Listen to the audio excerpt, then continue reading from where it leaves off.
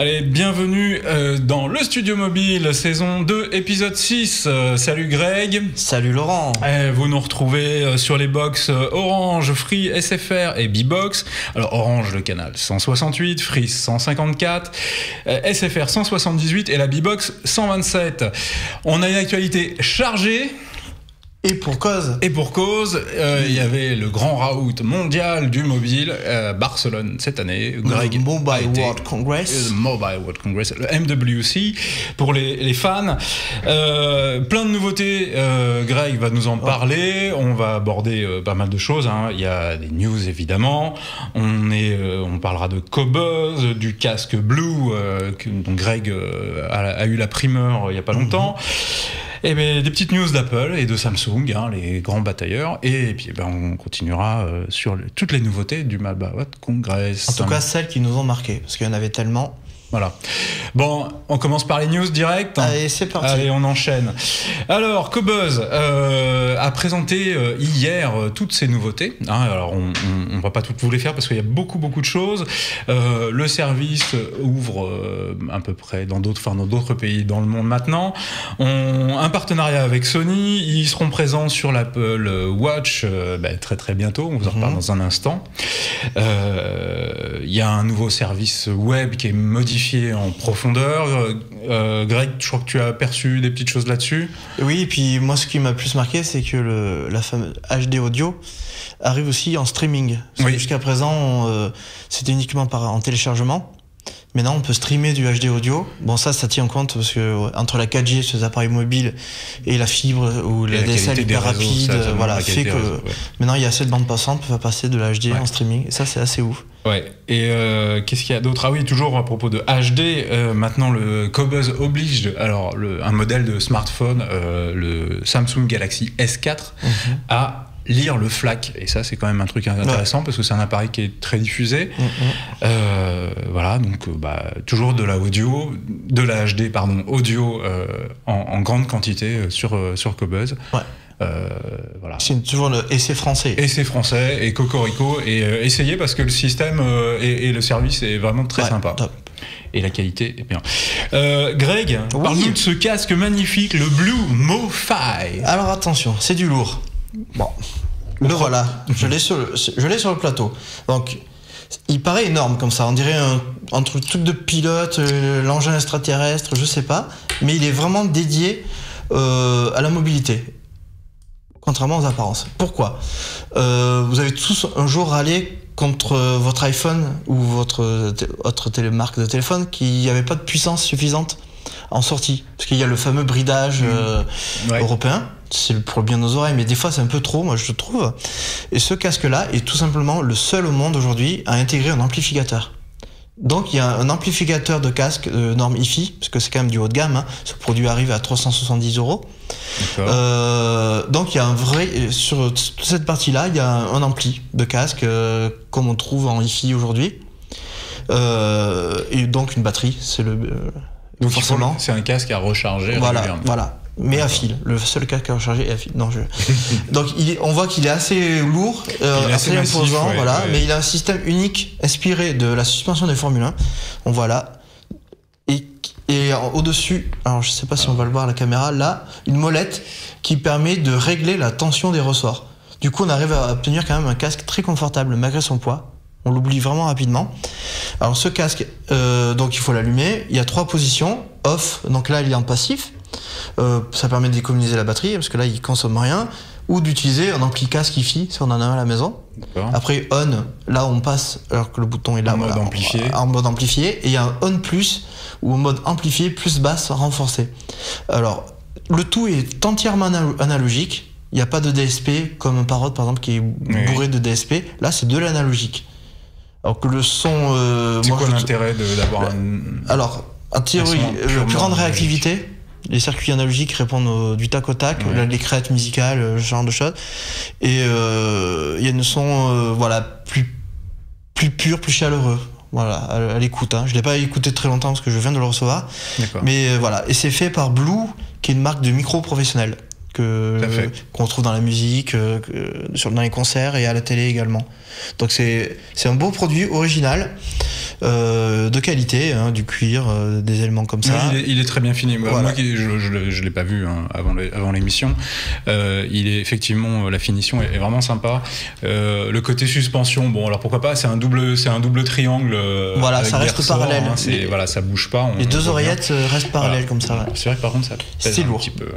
Mais il y a la pas mal de finition a l'air sympa, effectivement. Hein. Donc à essayer, tu nous en reparleras bientôt. Ouais.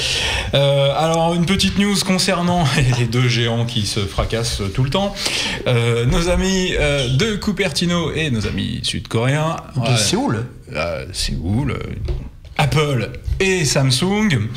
Pour la première fois depuis très longtemps, Apple a dépassé Samsung au dernier semestre en nombre de ventes, mais également en valeur. Ouais.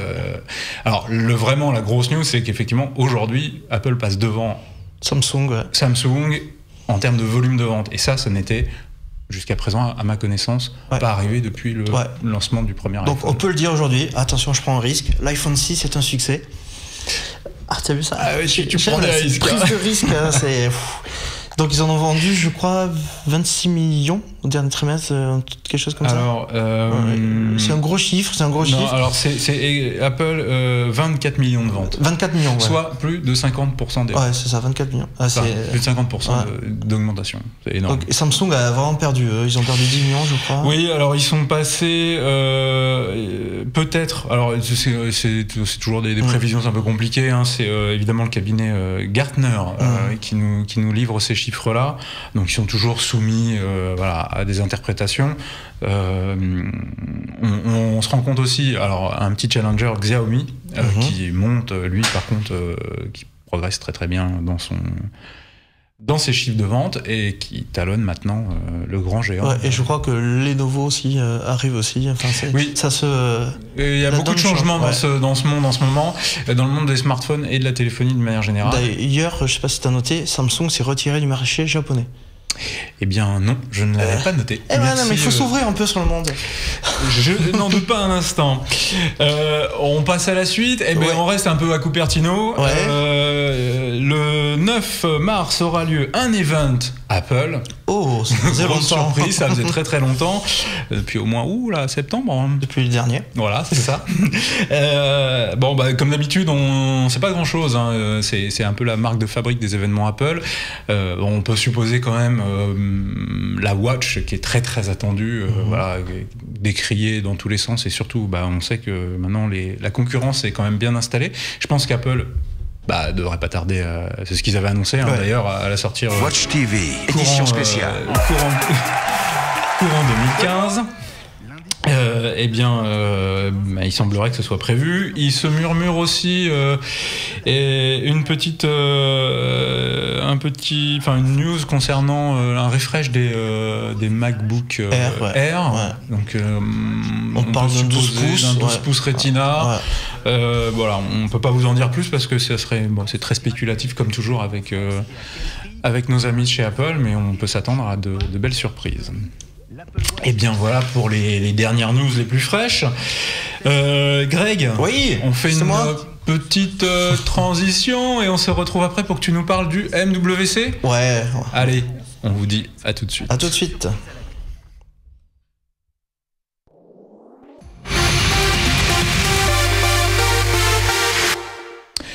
Allez, Greg. Beaucoup de choses à dire sur le MWC, donc il va falloir être structuré, Laurent. J'ai décidé d'être structuré maintenant, je mûris. On va commencer donc par tout ce qui tourne autour de l'écosystème Microsoft et Windows Phone. Donc bien sûr les smartphones maison, donc les ex Nokia, donc maintenant c'est les Microsoft Lumia. Une grosse conférence le lundi matin trop tôt, faut le dire, trop tôt, c'était 8h30. Donc ils ont pas organisé une conférence à l'heure espagnole, je comprends. Non. Pas. Donc on a pu voir deux nouveaux smartphones, les Lumia 640 et 640 XL. Donc je crois que notre célèbre Olivier Lagrigou a une petite présentation à nous faire. Et en compagnie de Sami Toupé d'Andromag. Donc on va voir le beau Sami et son beau polo. Oui. nous présenter donc ces 2 nouveaux Lumia. J'ai envie de dire son célèbre On a annoncé 2 nouveaux smartphones aujourd'hui. Le premier que j'ai dans ma main, c'est un smartphone qui répond à une tendance du marché qui veut que les smartphones aient des écrans de plus en plus grands. Donc on suit la tendance du marché. Là, on a un écran 5 pouces. C'est un peu la norme aujourd'hui, 5 pouces. On a un écran 5 pouces protégé par du Gorilla Glass 3. Donc on est sur un produit qui est en termes de tarifs plutôt agressif, mais qui a quand même des spécifications de smartphone haut de gamme. Donc là, on a du Gorilla Glass 3. On a un appareil photo de 1 million de pixels sur l'avant. Ça veut dire qu'on va pouvoir faire de beaux selfies. C'est un grand angle en plus, donc on peut mettre plein de monde sur son selfie, on n'est pas obligé de se coller l'un à l'autre pour faire un beau selfie. Sur l'arrière, on a un appareil photo de 8 millions de pixels avec un flash LED, donc c'est pareil, on va pouvoir faire de belles photos.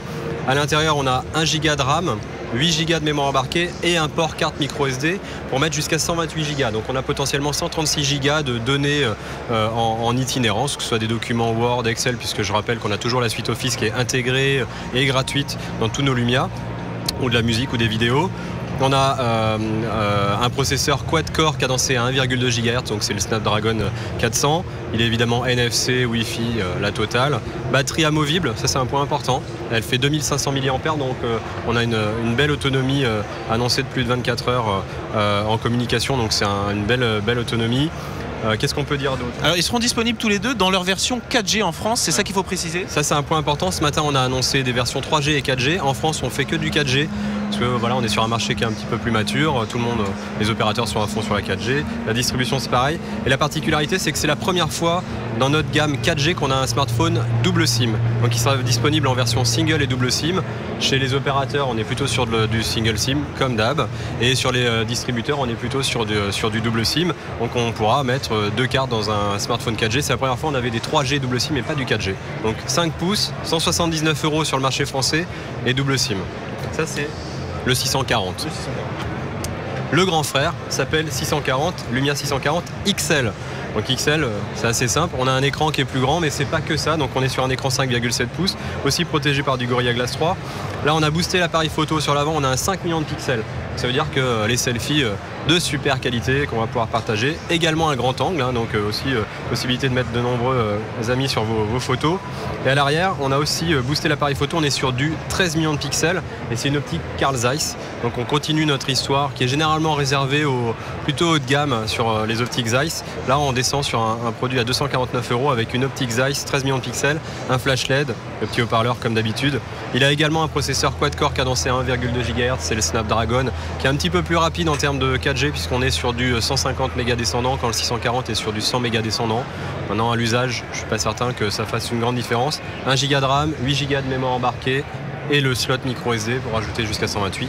Ce qu'on va dire également c'est qu'ils sortent sous une version de Windows 8.1 et qui seront effectivement mis à jour vers la version 10 dès que ça sera disponible. Ils sont tous les deux Windows 10 ready et donc quand Windows 10 pour phone sera disponible, ils basculeront bien entendu et on pourra profiter des nouveautés comme la suite Office qu'on a vu très rapidement ce matin à la présentation. Alors vous avez montré également pas mal de nouveautés en termes de software avec encore plus d'intégration de Outlook avec du Office, du Skype, tout ça dans le but d'aider les gens toujours de switch vers du Lumia, c'est bien ça. L'idée c'est de proposer l'ensemble des services Microsoft, parce que c'est quand même un des gros points forts de notre société, c'est d'avoir du Skype, du Office, du OneNote, énormément de services, qu'on puisse les proposer agrégés dans tous les terminaux qu'on va utiliser, que ce soit un PC, une tablette, un PC hybride ou un smartphone, c'est avoir cette capacité d'utiliser tous les services de Microsoft, donc du Skype.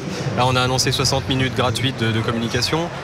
En plus sur le marché français on rajoute un peu là-dessus, on a rajouté on a un voucher de 25 € pour télécharger et acheter des applications. Donc pour ceux qui hésiteraient à basculer sur du Windows Phone, nous on va leur donner 25 € d'application.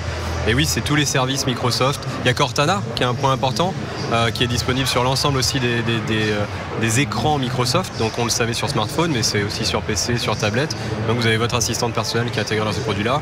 Et eux vont pouvoir basculer en Windows 10 dès que ça sera dispo. Donc acheter un produit sous Windows 8.1 aujourd'hui, c'est pas rester bloqué dans quelques mois. Eh bien, t'as vu ? Je crois que Samy est convaincu. Ouais, Samy avait l'air il abandonne captivé. Ça y est, là, il est. Avait l'air captivé. Bon. Alors donc 2 nouveaux smartphones, plutôt entrée milieu de gamme. Techniquement rien d'officime, c'est du classique. Oui, il continue la déclinaison des gammes. Voilà. Moi je trouve qu'il y a beaucoup. Alors c'est mon bémol, le premier. Il y a énormément de modèles chez la gamme Lumia. Elle est souvent dure à suivre, 432, 532 qui viennent d'arriver. Ouais. C'est de nouveau encore. La gamme est vraiment immense. Ouais, j'ai l'impression qu'ils se cherchent un peu en fait. Bah, là, ils multiplient les modèles. Après, moi, je pense que c'est un peu perturbant. Mais voilà. Donc, alors, on continue notre petit tour dans la planète Microsoft. Ouais. On continue donc avec d'autres modèles Windows Phone annoncés. D'accord. Mais non faits par Microsoft et par donc non Lumia. Il y a Kazam qui lance plusieurs Windows Phone. D'accord. Dont le 450 WL, donc c'est milieu de gamme également. C'est intéressant de voir d'ailleurs que Windows Phone a du mal en haut de gamme. Il multiplie les entrées et milieu de gamme. Enfin, c'est un OS qui tourne bien sur les petits hardware, donc je pense que c'est peut-être lié à ça. Il y a un autre modèle, là, signé Acer, hein, qui avait déjà fait un Windows Phone il y a un an ou deux, qui lance un nouveau modèle. Ce nouveau modèle, lui, pour le coup, est vraiment d'entrée de gamme. C'est le Liquid M220, puisqu'il arrive à 79 €, pardon. Ah oui, donc il y a vraiment du smartphone, entrée de gamme. Comme voilà, et puis il y a eu encore d'autres Windows Phone, il y avait des fabricants chinois qui passent en Windows Phone aujourd'hui. Okay. Voilà. Donc on continue un petit tour du salon. Ouais, tu vas nous présenter surtout pour les gens qui connaissent pas. C'est vrai que c'est un salon professionnel hein, qui est pas ouvert au public, qui est difficile d'accès. Tu vas nous présenter un peu comment ça se passe à Barcelone. Explique-nous un petit peu pour justement planter un peu le décor. Le salon où ça se trouve. D'accord. Les tapas que tu as mangé, tout ça. Bon, raconte-nous un peu. Alors, donc c'est un salon qui existe maintenant depuis une quinzaine d'années. Là, c'était la 10e édition à Barcelone. Avant, c'était à Cannes, en France. Oui. Je l'ai fait, hein, c'est mon 13e, titre personnel. Du coup, alors, c'est énorme et ça grossit chaque année. Oui. Ça a dû déménager il y a 2 ans, parce que l'ancienne Fiera, c'est-à-dire le palais d'exposition, était devenu trop petit. Donc là, ils en ont fait un tout neuf. Ouais, là, c'est immense. C'est immense. Voilà. Il y a plusieurs halls de taille gigantesque. Pour rire, on avait porté des bracelets, des trackers d'activité. Ouais, oui. Donc on a pu voir qu'en moyenne par jour, on faisait 16 km de marche. Correct. Ce qui est pas mal. Pour un salon, c'est plutôt pas mal. Voilà, pour un sédentaire, c'est pas mal. Donc c'est assez énorme. Alors, l'année dernière, il y avait eu 65 000 visiteurs. Pour un salon professionnel. Uniquement professionnel, qui n'est pas ouvert au public, il faut le rappeler. Le ticket d'entrée est très très cher, même pour les pros. Et ils espéraient 90 000 personnes cette année comme en visiteurs. D'accord. Donc c'est qui grossit. Voilà, c'est un salon où il y a beaucoup de business qui se fait quand même. Hein. Il n'y a pas que le nouveau modèle de je sais pas quoi, c'est du business. Ouais, ce qu'on voit pas, parce qu'on vous le montre pas à l'image, parce que c'est pas forcément passionnant pour vous grand public. C'est toute la partie justement très professionnelle où il y a toute la partie serveur, antenne, etc. Ouais. Qui est vraiment pas destinée à être montrée d'ailleurs, puisque tous les stands sont fermés, c'est des stands très très pro. Il y a des bureaux où on discute argent. Où les choses, les grosses affaires se font. Ouais. Et il y a la partie que vous avez à l'image derrière nous, où là effectivement c'est destiné aux produits grand public. Voilà, c'est plus le show. Voilà, c'est plus le show où là les marques rivalisent. Avec des stands gigantesques pour la plupart, montrent leur toute dernière technologie. Ouais. Alors ça se passe à Barcelone. Barcelone, c'est une petite ville d'Espagne qui est méridionale. Je sais pas si c'est connu. Bah écoute, depuis les JO, je pense que ça se connaît. Maintenant les gens connaissent un peu. Ouais. C'est en Catalogne, comme on peut le voir. Hein, c'est une petite province espagnole sympathique. La les soirées sont chaudes. Voilà. Nous on a eu un beau temps, sauf le dernier jour où il a plu. Comme vache qui pisse. Bon, ça intéresse personne. Non, j'ai bu un très bon café et j'adore aussi les petits churros, avec le chocolat. C'est ça. Bon, voilà, donc si vous allez à Barcelone, essayez pas d'aller au salon. N'y allez pas pendant le salon. Voilà, n'y allez surtout pas pendant le salon, ça serait compliqué. Mais la ville est sympa. Ouais. Microsoft. Toujours, hein. Encore. Ouais, parce que... Bon, allez, continue avec ton Microsoft. On en apprend un petit peu plus sur Windows 10. Ouais. Donc, qui s'appellera a priori plus Windows Phone 10, mais Windows 10 for Phone. Et là, j'ai une petite vidéo où on va nous présenter, où Joe Belfiore, qui est un peu le big boss, nous présente un peu ce Windows 10 for Phones. Donc voilà, on voit la vidéo, il a une belle mèche. Ouais. tailored for phones and small tablets for the very first time. To get a look at the desktop version, check out the companion video on Windows 10 for PCs. What you're seeing today are just some of the great features of the final product, not all of them. We'll continue to develop and refine right up to our launch. That's it. Let's jump right in. Let's start here with Start. We believe phones should be intensely personal, so we've added yet another option to customize the Start screen with a full-size background image. To help you get to apps you just installed, we now show them in a group right here at the top of the app list. Back in October, we showed how we're making notifications on the PC work more like they do on phones, so you can easily see and act on important things. Well, now we've made improvements on phones too. In Action Center, we've increased the number of quick actions available to you. Windows Phone today has... On voit qu'il n'y a pas de révolution, du moins en apparence, parce qu'en fait, la révolution, c'est que c'est unifié avec le Windows des ordis. Oui, c'est ce que le monsieur nous expliquait en anglais pour nos téléspectateurs qui... Donc voilà, l'interface en elle-même n'est pas bouleversée, mais quand les applis seront les mêmes, a priori, il y aura le même store. Il y aura encore plus de convergence entre tout l'univers Microsoft, y compris la Xbox. Donc voilà, il y a des... Globalement, ils suivent la tendance initiée par l'unification, initiée par Apple, d'ailleurs. Avec les nouvelles versions d'iOS. Voilà, tout ça pour... je pense que... Mais c'est peut-être une des meilleures mesures qu'ils aient faites, puisque ça va permettre de simplifier grandement le développement de nouvelles applications et leur déploiement sur de plus grandes plateformes et de les améliorer certainement à terme. Ouais. Donc voilà, on en sait un peu plus. On sait aussi que la plupart des appareils récents, les Lumia récents, pourront bénéficier de la mise à jour gratuitement. Donc voilà, ce qui est aussi une bonne nouvelle. Donc voilà, je pense que sur Windows Phone, on en a à peu près fini, mais ça bouge. Voilà, ils sont assez contents de leur vente. Et puis voilà. Donc je pense qu'on va respirer avant de passer à la suite. Eh bien, on marque une petite pause et on revient tout de suite.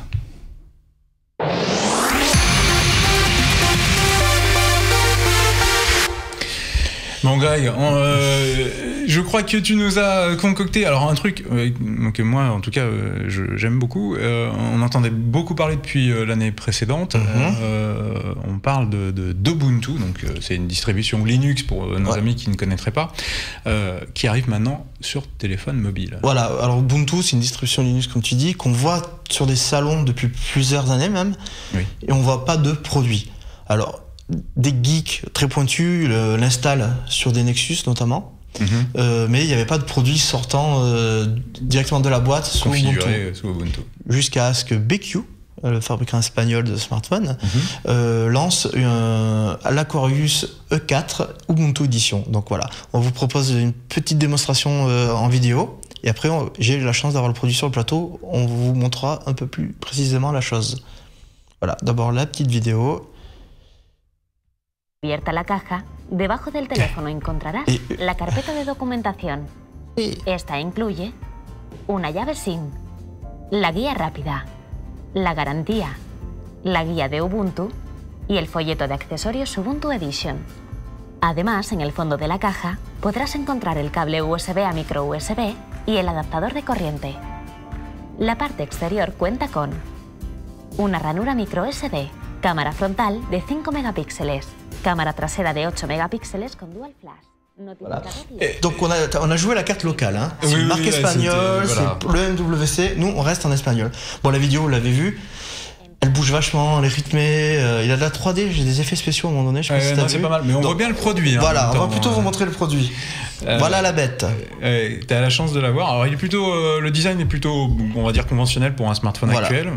Parce qu'il est moins CLOS, bien sûr. Comme vous pouvez le voir, c'est assez proche. Voilà, je veux d'abord vous le montrer. Voilà, le dos. Voilà, je pense. Donc il existe en version Android, le même. Mais donc voilà, c'est pour ça que celui-ci c'est la version qui s'appelle Ubuntu Edition, parce que c'est le même hardware, mais sous Ubuntu.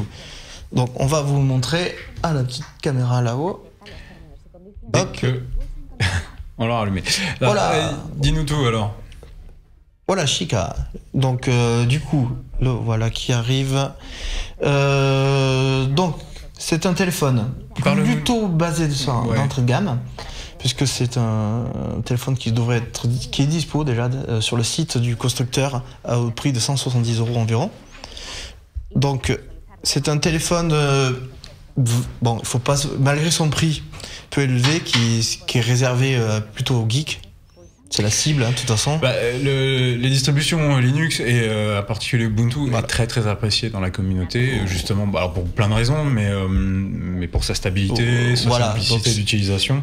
Mais c'est encore ça reste un Linux. Voilà, ça reste un Linux. Donc là, voilà, il n'y a pas de bureau véritablement à véritablement parler. On parle de scope. C'est le terme de la distribution. Ils appellent ça un scope. Donc en gros. Voilà, on passe de l'un à l'autre par ce mouvement-là. Donc là, c'est la page aujourd'hui. Donc il va résumer les entrées de votre agenda de la journée, la météo du jour. Si vous avez un bracelet connecté Fitbit, là on voit le nombre de pas que vous avez fait dans la journée. C'est une sorte de, pour moi, c'est des bureaux, mais ils appellent pas ça bureau. Il y a un bureau. Est-ce qu'on peut considérer ça un petit peu? C'est quand même, ça ressemble, moi, de ce que je vois. Je découvre avec toi. On dirait quand même, c'est un truc proche d'une web app. C'est encapsulé quand même un petit peu, j'ai l'impression. Oui, alors c'est l'avantage de pouvoir offrir beaucoup d'applications dès le lancement, parce que c'était la crainte. Et comme c'est assez web app, du coup il y a Instagram, il y a tous les réseaux sociaux, toutes les applications malgré la jeunesse du système. Donc voilà. C'est plutôt une bonne chose. Oui, c'est plutôt une bonne chose. Donc là c'est le scope Nerby. Donc en gros c'est lié à la géolocalisation. Donc là on voit ce qu'il y a. Et il y a les applications, vous voyez, il y a déjà pas mal de choses. Il y a Ear, donc de Nokia, pour la navigation, on voit là. Il y a Gmail, il y a la météo, enfin des Twitter. Toute l'interface, là, tu vas nous confirmer ça, mais l'interface est bien traduite en français, enfin dans plusieurs langages. Oui, elle est en français. Ça, c'est déjà aussi, c'est déjà vachement bien. Oui, c'est geek, mais en français. Mais friendly. Yes. D'accord. Et le store d'applications qu'on lance. Donc il y a des applis payantes, des applis gratuites. Oui, c'est le principe des applications. Et là, c'est un agrégateur d'actualité où on peut sélectionner ses sources. Voilà. Et ça marche plutôt bien. Voilà. Et là, c'est l'espèce de raccourci vers des applications. Les barre de lancement. Voilà. Donc les notifs sont là. Donc voilà, c'est à l'usage. C'est un petit smartphone, comme on a dit, avec un processeur vraiment en entrée de gamme, mais il reste très fluide. Donc ça régit bien, on voit, tout se lance assez rapidement. Oui, c'est pas. Le smartphone en lui-même, c'est un téléphone vraiment honnête. La finition est correcte, il est léger. Il fait des photos correctes aussi, t'égard à son prix. L'écran est pas mal aussi. Voilà, alors le souci, c'est quand on vient d'un autre OS, par exemple si on a un iPhone depuis 3 ans, il faudrait apprendre beaucoup de gestes parce que c'est vraiment différent. Pour le coup, il y a peu de ressemblance avec un iPhone ou avec même un Android. Donc voilà, mais si c'est votre premier smartphone, à mon avis, c'est pas évident, mais c'est aussi intéressant parce que du coup, ça veut dire qu'ils ont vraiment travaillé sur la navigation et qu'ils ont fait quelque chose qui leur est propre et non pas un ersatz ou un truc inspiré de ce qui se fait ailleurs. Alors ils ont voulu, j'allais dire, partir de zéro, quoi. Feuille blanche. Ça a le mérite d'être souligné, et ça mérite d'être souligné, et c'est effectivement intéressant. Parce que iOS, Android commencent à se ressembler un peu. Rappelle-nous, on peut trouver ça où et à quel prix? Alors pour l'instant, c'est sur le site du fabricant. Donc le fabricant, on l'a dit, c'est BQ. Sur le site de BQ. C'est un fabricant très dynamique qui est original à plus d'un titre, parce qu'il y a une notion de citoyenneté derrière vraiment un esprit vraiment à part. Donc sur leur site au prix de 169,90 €. A priori la version Ubuntu va rester parce que c'est un petit marché sur le site. On le trouvera pas dans les grandes surfaces comme on trouve les autres produits du fabricant. Il est dispo. Il compte beaucoup sur l'esprit communautaire comme tous les outils Linux. Les mises à jour sont... Moi j'en ai déjà eu plusieurs, ça a l'air bien suivi. Voilà, ça a l'air bien suivi. Il y a Ubuntu qui les aide, forcément. Voilà. Je pense aussi qu'ils sont assez actifs dans l'éducation Donc peut-être qu'Ubuntu aussi est assez actif aussi. Le monde libre. Le monde logiciel libre. Voilà. Effectivement. Voilà, c'est un produit original qui a été intéressant. À suivre. Ouais, à suivre. Et puis bonne chance. Ok.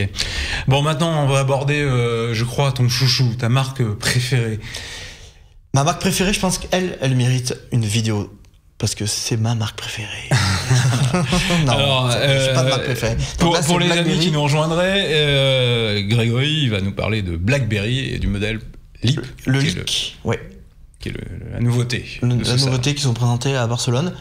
Ils n'avaient pas le stand. Ils sont dans une tour en face. D'accord. Et ils sont pas dans le stand. You are a startup. The story of your life is about to be written. You are ambitious, hopeful, hungry. Your destiny is in your hands, and you intend to show the world what you can do. That's the spirit of people like you, the spirit of a startup. With energy, ideas, and drive. Today, you got your foot in the door, and tomorrow, you intend to kick the door wide open and never stop moving forward. You mean business, and so do we. Introducing the all-new BlackBerry Leap. Distinguish yourself by your words, not typos, with the best-in-class typing experience. Protect your privacy and personal and company data with BlackBerry's high standard of mobile security. A long-lasting battery powers you through a full day and night with up to 25 hours of heavy use. It comes with BlackBerry Blend, delivering the power of BlackBerry on your computer and tablet, and BlackBerry Hub to manage all your messages from one place. Plus, with access to hundreds of thousands of BlackBerry and Android apps, you have all the resources to take you to the top. You are a startup. Your moment to make this happen starts now. Start now. Bon, je crois que c'est clair, la cible, c'est le start-upper. Ouais. On le voit bien d'ailleurs en photo. Alors par contre, bon, t'es pas trop dans le move là. Non. Ouais, parle-nous de cet appareil. Alors le Leap, c'est plutôt un produit de milieu entrée de gamme. Aujourd'hui, les prix, ça veut plus dire grand-chose parce qu'il va arriver autour de $250. On n'a pas encore le prix européen, mais ça va être 250 €. C'est 250 €. Voilà. C'est un BlackBerry tout tactile. Donc comme le Z10 ou le Z30, donc pas de clavier physique. Tu veux dire comme à peu près tous les téléphones d'aujourd'hui. Voilà. Donc un écran 5 pouces, comme souvent les téléphones aussi d'aujourd'hui. 4G bien entendu. Alors au niveau spec, faut pas s'entendre à des miracles, c'est un petit processeur S4 Qualcomm, 5 GHz, 2 Go de RAM par contre. Toutes les dernières versions de BlackBerry 10, la 10.3. Avec Blend, donc on voit sur la vidéo souvent qu'ils parlent de Blend. Le Blend, ça permet de relier son PC ou son iPad ou son Mac à son smartphone BlackBerry et d'envoyer des SMS directement depuis son ordi. Enfin, c'est assez bien fait. Okay. Donc c'est un produit qui est proposé avec 16 Go de stockage plus possibilité de mettre une micro SD et qui vise une autonomie largement au-dessus de la moyenne. BlackBerry annonce plus de 25 heures d'usage courant. D'accord. Donc ce qui est plutôt pas mal aujourd'hui. L'écran 5 pouces, donc je l'ai dit, HD. Donc dans les standards. Voilà, dans les standards. Alors, on peut le trouver un peu cher. C'est-à-dire 250 €, ça commence à faire un peu beaucoup par rapport au spec. Après, il est un peu lourd aussi. T'as un produit BlackBerry. BlackBerry, oui. 170 grammes, c'est vrai, c'est un peu lourd. Ouais. Voilà, alors la dispo, ce qu'on sait sûr, c'est qu'il va arriver avant l'été. Mais là, on est en mars, je pense qu'il va arriver plutôt mai en France. Mai-juin. Mai-juin, en plusieurs couleurs, a priori. Il y a le noir qu'on voit et il se murmure qu'il y aura un blanc aussi. Donc voilà. Donc c'est un peu un Z10, donc ce qui était le premier BlackBerry 10, un prix plus bas quoi. Voilà. C'est pas une révolution clairement, mais BlackBerry développe sa gamme parce qu'ils avaient lancé plutôt du très haut de gamme avec le Passport, un classique avec le classique, donc à clavier mécanique, et là ils reviennent au tout tactile. Bon, ils essayent de suivre les tendances globalement. Voilà. Ok, allez, on enchaîne. Alors là, c'est aussi un grand monument, le HTC One M9, entre autres. Ouais, là on va passer donc. On a fini avec Microsoft. Ouais, avec Windows Phone. On a fini avec Ubuntu et avec BlackBerry. Donc maintenant, on va vous parler un peu de ce que nous a présenté le petit monde Android. Ouais. Donc on s'en doutait. Les plus grosses nouveautés, le plus dynamique, le secteur le plus dynamique, et le reste le plus dynamique reste Android, bien évidemment. Donc alors, par quoi on commence? Il y en avait tellement, je sais plus. On commence par le HTC ? Commençons par le HTC. Donc, on était présent à la conférence et il a une vidéo énorme. Le HTC avait décidé de faire le show. Une vidéo qu'on va voir avec vous. On va découvrir avec vous. Que je vais découvrir avec vous, parce que toi, tu étais... Moi, j'étais là. On me voit à un moment donné. Oh.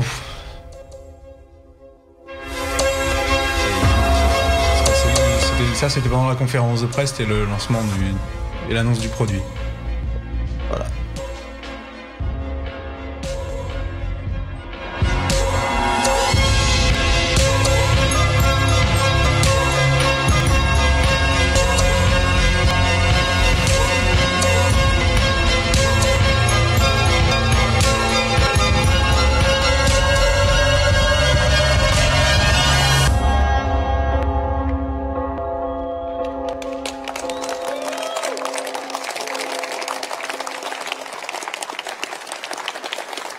Business in 9.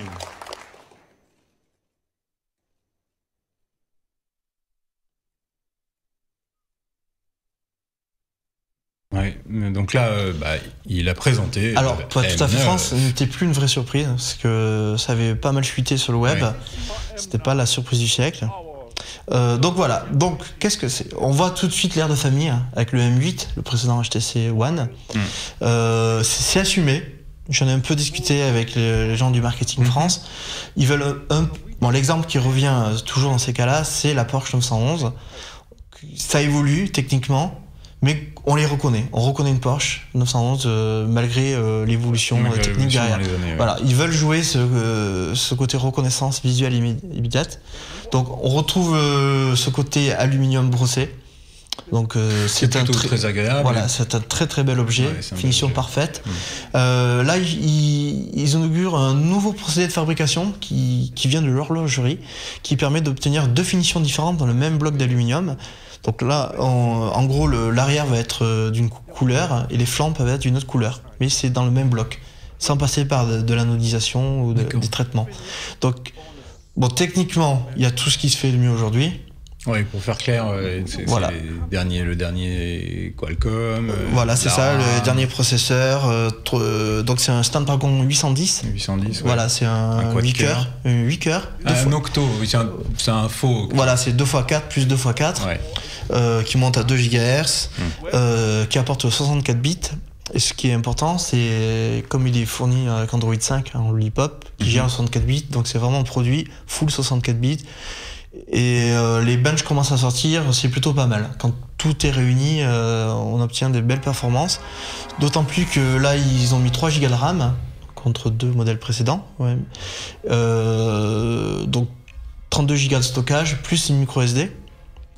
Donc il y a de quoi revenir. Alors, ça c'est les specs, globales. Qu'est-ce qu'il y a de différenciant ? Parce que globalement, surtout moi c'est le design. Ouais. Voilà, le design qui est vraiment waouh. La qualité de fabrication est superbe. T'as pu le prendre en main ? Ouais, j'ai pu le prendre en main. C'est super bien fini. C'est beau. C'est vraiment beau. Hein. Franchement, c'est un bel objet. Voilà.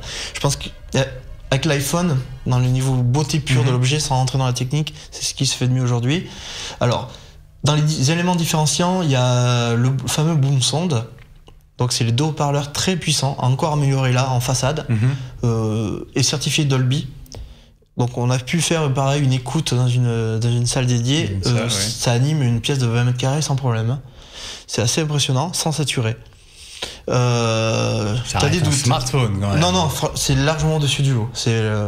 Faut essayer. D'accord. Bon. On fera des Larsen la prochaine fois si tu veux. On essaie. Justement d'ailleurs, c'est disponible quand ? Et surtout... Ça arrive en avril. À combien ? Voilà, c'est un peu cher. Il est à plus de 700 €. 740. C'est le prix d'un smartphone haut de gamme sans subvention. Voilà, c'est un peu cher. 20 mégapixels. Ah, j'ai oublié. Ils ont abandonné leur technologie ultra-pixel pour le capteur photo principal. Donc, il y a un 20 mégapixels qui, par moment, on n'a pas pu faire de vrai test parce que les conditions dans le salon ne seraient jamais idéales pour faire tester la photo, mais plutôt bon. L'ultra-pixel se trouve en revanche en façade, sur la petite caméra de façade. C'est 4 mégapixels. Oui, donc on a une caméra... façade qui est pas mal, qui gère bien les basses lumières notamment. Et dans les autres éléments différenciants, il y a la nouvelle version de l'interface maison, HTC Sense, qui est en version 7. Oui. Toujours aussi bien. Pour moi, c'est... Elle sera déployée sur tous les autres produits d'ailleurs sur les derniers, il y aura des mises à jour. On n'a pas encore le calendrier précis, mais elle va arriver sur le produit actuel déjà, sur le M8. Okay. Donc voilà, c'est un beau produit. Okay. HTC a présenté d'autres choses, mais comme un bracelet connecté qui n'est pas prévu pour la France, donc j'ai décidé de bouder et de ne pas en parler. Eh ben, si c'est pas prévu, c'est pas prévu. Continuons notre visite de chez les autres constructeurs. On continue chez Android. Ouais. Avec alors attention, la surprise, figurez-vous que Samsung a annoncé le Galaxy S6. Ou plutôt, ça, personne ne s'y attendait, celle-là. Ou plutôt les Galaxy S6. Parce qu'il y en a deux, le S6 tout court et le S6 Edge. Là, il y a une très belle vidéo de présentation qu'on va regarder. Parce que c'est aussi un bel objet. Donc la vidéo lui rend hommage.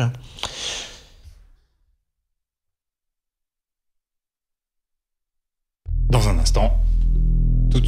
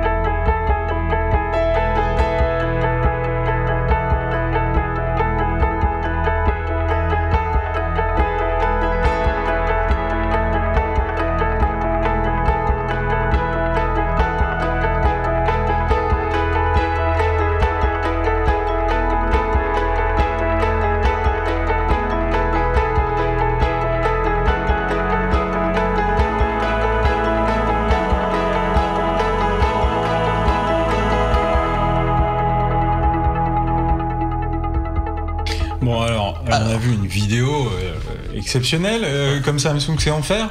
Pas mal de nouvelles fonctions. Le produit effectivement a l'air très très beau. Ouais. Alors dis-nous tout. Déjà donc deux modèles. Le S6 classique, on va dire à écran plat, et le S6 Edge qui a l'écran incurvé. Contrairement au Note Edge qui était incurvé que sur le côté droit, là il est incurvé à gauche et à droite. On s'en doutait. Techniquement, c'est les mêmes. Hein. Il n'y a que ce petit détail. Ce techno d'écran. Qu'est-ce que ça apporte ? Comme sur le Note, c'est-à-dire qu'il y a des petites fonctions supplémentaires, des raccourcis vers vos contacts privilégiés, des petites applications. Il y a un mètre, il y a des notifs. C'est-à-dire qu'on pose et latéralement on arrive à voir qui vous appelle, si on a reçu un mail, un message, une notif. Ça c'est l'apport de la techno Edge. Et avec ce modèle, maintenant les droitiers et les gauchers peuvent utiliser parce que l'autre modèle était donc vraiment il se démocratise. Voilà, le design donc Samsung s'était un peu fait taper dessus avec le S5 qui ressemblait bigrement aux autres produits de la gamme et là ils ont décidé de frapper fort, de jouer beaucoup sur le design, donc du métal et du verre. Donc, ça c'est le côté finition de truc, mais effectivement les précédents, faut le rappeler, étaient plutôt du plastique. Plastique de bonne qualité, mais il reste du plastique pour un téléphone qui se voulait haut de gamme, et qui était cher. Voilà, qui était cher. Donc là, ils ont le dos est entièrement en verre, en Gorilla Glass 4. Plusieurs couleurs sont proposées. Là, on les a vues. Donc bleu, doré, blanc, doré, et un vert. Et un vert et noir aussi. Et noir aussi. Ouais. Il y a un vert qui pour moi. Alors beaucoup de gens l'ont adoré. Ouais. Moi, j'avoue que le vert, ça me rappelle les grilles de la maison de mes grands-parents, mais bon, ça c'est une autre histoire. Ok. En termes de fonctionnalité, j'imagine qu'on est dans les grands standards du moment. Je dirais même au-delà. Donc, on retrouve un écran 5 pouces 1. 2K, donc très haute résolution. Et il bat le record de densité d'affichage. Parce que les autres écrans 2K étaient plutôt des 5 pouces 5, là on est en 5 pouces 1, donc on a plus de 177 ppp. Donc, pixels par point. Ouais. Pixel per point. Et pour expliquer, voilà. Essaye de faire.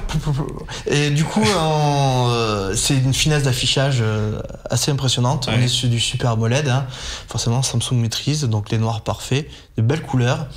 Bon, l'écran est vraiment très très bon l'écran. À l'intérieur, alors Samsung a décidé de se passer de Qualcomm, contrairement au S5, et de le lancer avec leur processeur maison, l'Exynos 7420. De mémoire. Donc c'est un processeur 8 cœurs, 2x4 comme les autres, 64 bits, et qui est associé à 3 Go de RAM. Et j'ai pu faire sur le salon, mais discrètement, parce que les gardes du corps voulaient pas trop, là, quelques benches, et c'est juste ce qui se fait de plus puissant, mais alors largement. Donc on dépasse les 62 000 points en tutu, et on dépasse les 35 000 à quadrant. En gros, c'est 25% plus rapide que ce qui se fait de mieux aujourd'hui. Alors, faut bien préciser que sur un salon, les téléphones qui sont présentés sont souvent des modèles de pré-série et pas les modèles de série finaux. Donc les benches, il faut les tempérer pour les vérifier avec des versions de série, puisque souvent ils sont là, ces appareils sont faits pour faire leur démonstration et montrer qu'ils fonctionnent très bien. Et c'est le cas, ils fonctionnent très bien. C'est effectivement le cas. Donc attendons, je pense, pour parler vraiment de performance, d'avoir les appareils en main, et tu nous en reparleras à ce moment-là. Donc c'est des très beaux téléphones, très puissants, très rapides. En termes de fonctionnalité, sinon, qu'est-ce qu'on retrouve? On retrouve la 4G+. En termes de mémoire, parce que les gens sont je ne vais pas parler des choses qui fâchent tout de suite, mais bon. Il existe en 3 versions, donc 32, 64 et 128 Go, une première. Non extensible. Et voilà, c'est ça le bémol. Ils ont abandonné la micro SD. C'est curieux. Voilà, donc c'est l'abandon de la micro SD.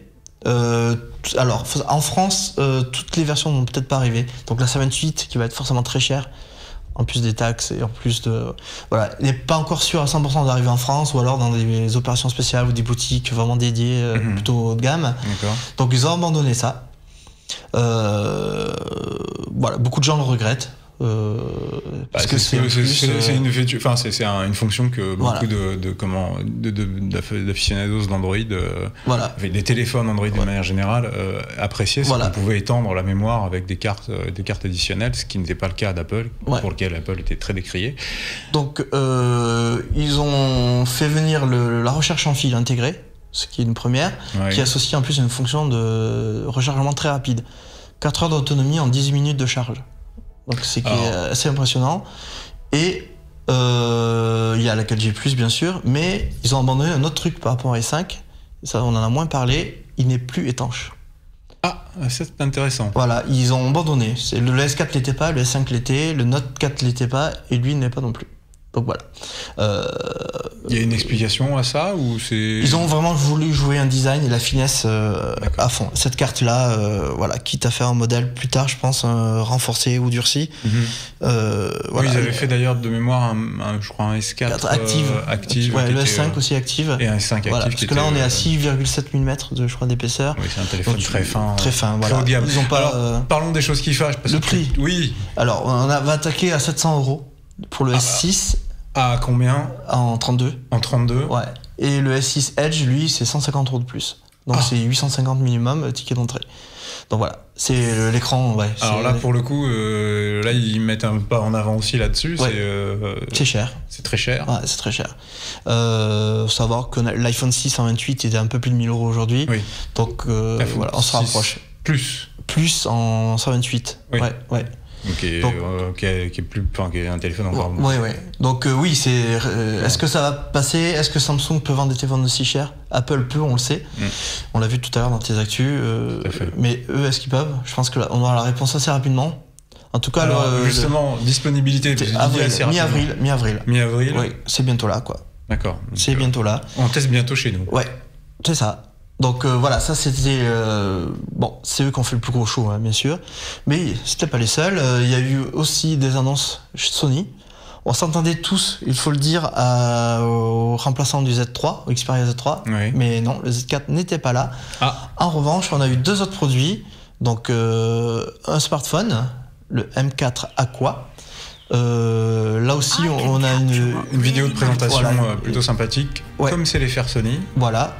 Alors, Aqua, logique, ce téléphone est étanche. Donc, et c'est le premier smartphone étanche où il n'y a pas de cache sur la prise micro USB. Voilà, ça c'est une première. Ils ont trouvé une manière d'étanchéifier la prise USB. La prise USB sans cache. Voilà, ce qui est très très très sympa parce que le S5, lui, qu'on a dit, était étanche, mais il fallait enlever le petit cache à chaque fois. C'était un peu pénible parce qu'on recharge tous les jours son téléphone. Hein. Donc voilà, c'est un téléphone alors que. Et puis le cache s'abîme, etc. Voilà. Voilà. Si le cache en plastique finit par s'user, il ferme moins bien. Donc c'est un téléphone qui arrive également au printemps à un prix vraiment très très très agressif, moi je trouve, 299 €. C'est un. Alors techniquement c'est du bon, hein, c'est un Snapdragon 615, 64 bits, il sera sous Lollipop. Il existe, on l'a vu, en corail noir et blanc. Le corail, c'est cette espèce de rouge-rose. Hein. Il est 4G, bien entendu. Et 299, c'est un très très bon prix pour ce produit. C'est un tarif très agressif. Très agressif. Sony nous a pas habitués d'ailleurs. C'est une politique de tarif qui est... au niveau design, c'est un mini Z4. Hein. Enfin, c'est Z3, pardon. C'est un très très proche du Z3, avec les bords ronds. Donc voilà, ça c'était la première. Et la deuxième nouveauté que Sony nous a présentée, c'était une tablette. Oui. Donc c'est la Xperia qu'on a également Z4 tablette qu'on va voir, on va parler sur la vidéo. Donc on peut voir qu'elle est tout simplement présentée comme la plus fine et la plus légère tablette 10 pouces du marché. Alors j'ai vérifié, elle fait la même épaisseur que l'iPad Air 2, donc 6,1 mm, hein, ce qui reste très fin. Par contre elle est plus légère, effectivement, elle est à 396 grammes, alors que l'iPad R2 est autour de 440-450. D'accord. Donc c'est une très très belle tablette là aussi. Elle a un écran 2K là aussi, donc on monte en résolution. Voilà, on monte en résolution encore. Elle est étanche comme souvent maintenant chez Sony, voilà. Et bon là, c'est le prix va attaquer autour de 550 €. Voilà. Le prix d'une tablette. Voilà, haut de gamme aujourd'hui. Donc version Wi-Fi ou Wi-Fi plus 4G. Là, on embarque le processeur Snapdragon 810, donc c'est une tablette hyper rapide. On a vu qu'elle était livrée avec les écouteurs. Non, elle est compatible. Elle est compatible uniquement. Elle ne sera pas livrée avec. Sony développe des accessoires, genre clavier Bluetooth. Voilà, c'est très très beau produit qui devra arriver également en avril. Donc voilà. Donc ça c'était les nouveautés Sony, donc pas le haut de gamme mais des produits quand même très intéressants. Enfin pas de smartphone de gamme mais là on voit le clavier qui le transforme en petit Vaio. Ça c'est plutôt agréable, ça va plaire. Je sais que les Vaio très haut de gamme ont beaucoup de succès. Hein. Avait beaucoup de succès auprès des aficionados de la marque. Ouais, là ça arrive. Effectivement, donc là ça rapproche un petit peu ces mondes-là. Donc on a fait Microsoft, on a fait Android. Et là, on va faire de l'Android, mais à la sauce Frenchy. Donc, Arcos à présent et Wiko étaient deux marques françaises qui étaient très présentes sur le salon. Une avalanche de nouveautés, on peut pas tout les dire parce que c'était à foison. Il y avait 5-6 modèles par marque. On a retenu la techno fusion de Arcos qui permet de réunir la micro SD et la mémoire intégrée du téléphone de manière totalement transparente. En gros, c'est la possibilité, si on met une micro SD 32, de pouvoir vendre à 150 € un smartphone avec 40 Go de stockage. parce que c'est vraiment dans l'OS, lui, où il ne voit que du feu. C'est assez magique. Des smartphones, des tablettes, dont 2 modèles à très haute capacité à 256 Go intégrés, donc une première. Chez Wiko, monté en gamme aussi, avec des produits très fins et 4G. Des produits colorés et toujours aussi agressifs en prix, puisque pas plus de 300 € pour un produit 5,1 mm d'épaisseur, qui en fait le smartphone 4G le plus fin vendu en France, parce que le Kazam n'était pas vendu en France. D'accord. Le Kazam n'était pas 4G, je veux dire. N'était pas 4G. Voilà, donc là c'est le 4G le plus fin du moment. Donc vraiment, les Français étaient bien présentés. Arcos notamment a fait beaucoup parler de lui, et il y avait aussi beaucoup de monde sur le stand de Wiko. Arcos, pour revenir dessus très rapidement, est très très actif en ce moment. Ouais. Ils sont extrêmement dynamiques, on les voit vraiment partout sur plusieurs terrains, pas uniquement sur les smartphones d'ailleurs. Ouais. Ça fait plaisir. Et ça fait vraiment plaisir. C'est une marque que nous on connaît depuis les années 2000, début des années 2000. Longtemps, avec leur premier baladeur MP3, ils ont vraiment évolué dans le bon sens. Et Wiko, là... Alors Wiko, c'est le newcomer quand même. Voilà, mais qui monte en gamme, en gardant sa cible vraiment assez jeune. 100% Android, il y a les premiers Wiko en Snapdragon, bref, c'est une marque très dynamique aussi. Ouais, bon Greg. Il y avait encore plein de choses. Il y a encore plein de choses, mais... Et il y avait encore beaucoup de choses parce que le salon était immense, mais malheureusement on n'aura pas le temps. J'avais dit qu'il fallait deux émissions. Vous parler de tout, mais ils m'ont pas cru. J'aurais pu vous parler encore un petit peu de BlackBerry parce qu'il y a une nouvelle version. Enfin, bref, il y aura plein de choses. Voilà. On y reviendra sur toutes ces nouveautés dans une prochaine émission. Voilà, dans 2 semaines. On reviendra bientôt. Écoutez, il est temps de se quitter, de se dire au revoir. À très bientôt. On a été ravis encore une fois de vous accueillir avec nous et de vous présenter les nouveautés de ce salon. Je vous rappelle qu'on pouvait nous retrouver sur les box, la plupart, Orange, Free, SFR et Bbox. On est très contents et on vous dit à une prochaine émission. Au revoir, salut.